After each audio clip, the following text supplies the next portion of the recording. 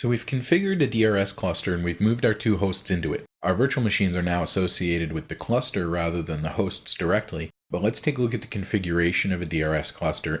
So if I go to my cluster 1 object, I can just right click on it and then access its settings. You'll see we have some of the same options we had before. We can add a host directly here. We can create a virtual machine, a resource pool, or a VApp, a collection of virtual machines that act together to provide a service. You'll see within vSphere DRS, we have the automation level that it already asked us for during the initial configuration of the cluster.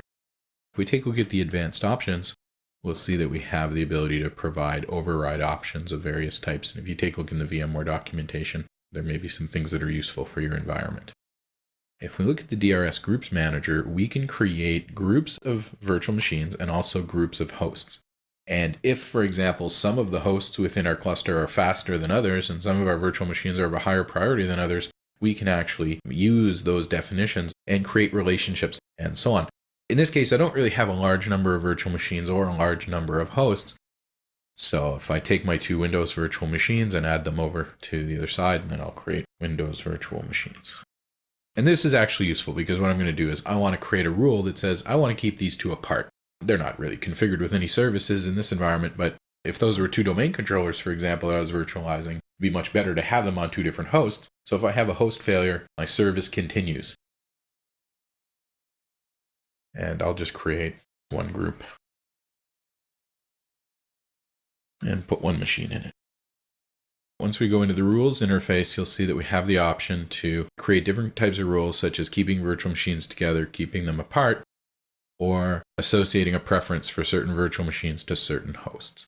So if I go into the virtual machines, we'll see that I can pick a group, but it doesn't give me the option to pick an individual VM. So you might actually need to create groups of only one object to be able to do this if you have a particular need for that. But if you take a look, we can select the group that we've created, and then when we take a look at the various options here, we can see we've got the option must run on hosts in group, and those will never run on any other host. They should run on the host in group. So if for whatever reason, for an HA event, for putting various hosts in maintenance mode or those sorts of issues, once everything gets back to normal, we'd like to have it put back to the way that it was. So I'm not going to apply any of these rules, and you'll see I've also got the option to pick the host group. So you'll have to, again, potentially create a group of one or whatever other groups that you want to use. If different virtual machines have different requirements for different hosts, you may even have some additional groups that you have to create to manage those relationships. This could get a little bit complicated in a large environment. If we go to the virtual machine options, we can actually change the automation level for a particular machine. If we have a virtual machine that is not capable of participating in vMotion for compatibility reasons, then what we could do is use DRS for the initial placement of that virtual machine when it starts up. Then that would still be useful to have in the cluster, but we just don't want it to ever be moved around automatically by the cluster. We might still want to have recommendations made for us, and that might tell us that it's time to shut it down and move it somewhere else. But we might want to put it in manual mode, for example, or maybe we want to provide a different level of automation. We can customize that for each virtual machine. I'm just going to leave them all at the default in this case. And again, some power management options that we'll take a look at separately.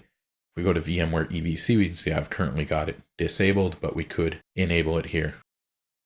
Now at this point, one of the things that we may need to do is handle a shutdown of a host in the cluster. So now that we're configured to be able to do vMotion automatically, then one of the things that we're going to want to be able to do is when we need to shut down a host is have it automatically evacuate the workload of that host. So by placing the host into maintenance mode, if we have machines that are DRS controlled and vMotion capable, they'll be vMotioned to other hosts automatically. I'll go to one of my hosts and I'll just say that I want to enter maintenance mode by right-clicking on it, choosing enter maintenance mode. It warns me that I'm going to move what I can, but you might have to go in and check the status of the virtual machines and make sure everything's shut down before it actually goes into maintenance mode. So in this case, I'm just going to go ahead and say that I do want to have it move any powered off and suspended virtual machines as well. So I'm going to say yes. And now it's, again, warning me that we may have to do some things manually. And we can see that we've had a vMotion started automatically for W2K8 R2-2. And we can also see that under the Enter Maintenance Mode task, it's waiting for VMs to be powered off or migrated. Now that that's happened, we can see that the host is in maintenance mode, and I might want to go ahead and now do a reboot of that host or maybe shut it down to do whatever maintenance or whatever else it is that I need to do. When I've done that, if I restart the host and come back in, it'll stay in maintenance mode.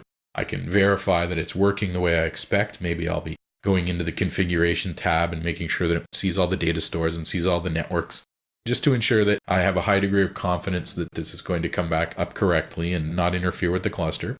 Once we're ready to do that, we can go ahead and say we want to exit maintenance mode. Depending on the level of automation you've specified for DRS, there could be a workload sent here pretty quickly. We'll take a look at generating workload recommendations and applying those recommendations in another video, but that gave us a pretty good idea as to how to look at the additional configuration options for the cluster and also how to deal with having to shut down hosts within the cluster.